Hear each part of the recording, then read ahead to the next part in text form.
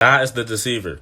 First, I want y'all to follow my queen. I was watching this video and it gave me a download. Basically, she was talking about how God put the tree of knowledge in the Garden of Eden, right? And God told Adam and Eve that if you eat from the tree of knowledge, that you will die. They ate the tree, found out they was naked, and nothing happened. But anyway, this is what it made me think about. Well, God put the tree of knowledge in the Garden of Eden, where Adam and Eve were at, and told them not to eat it, knowing they would, but that's not my point. Not only he put it where they was at, but he let the devil get in there somehow. So now we got Adam and Eve, Satan in the tree. I want to know is, where is God and why is he letting this happen? Adam and Eve are dumb as fuck right now. They don't have any knowledge because they didn't eat the apple. Satan is supposed to be the master deceiver, smart as hell. Right now, they're in the same place. That's not a good match. God knows this. But yet he still punishes them for let me just get to my point. But if God plans everything out, put the tree there, put Adam and Eve there, and put Satan there, how did he let all that shit happen? Adam and Eve doesn't know any better. Satan's supposed to be smart as fuck, the master deceiver. You're letting them around your children, knowing they might get deceived. You haven't taught them anything. Now the entire world gets punished for sin because of that. That's like me going inside a dog cage and putting a piece of chocolate down, then telling him, don't eat the chocolate or you'll get sick.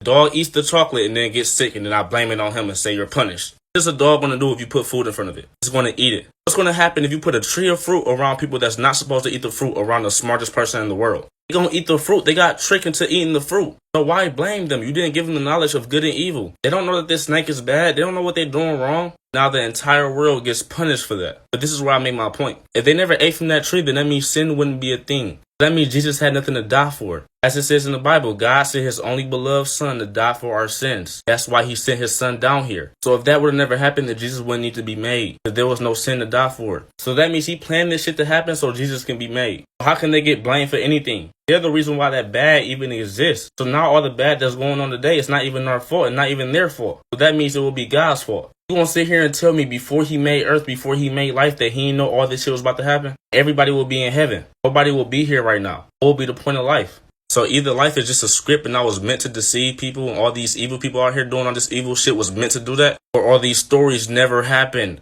It doesn't make sense for it to happen. How would God plan all this shit? He is the deceiver. We didn't do nothing wrong in the first place. He made good and evil. It's not real.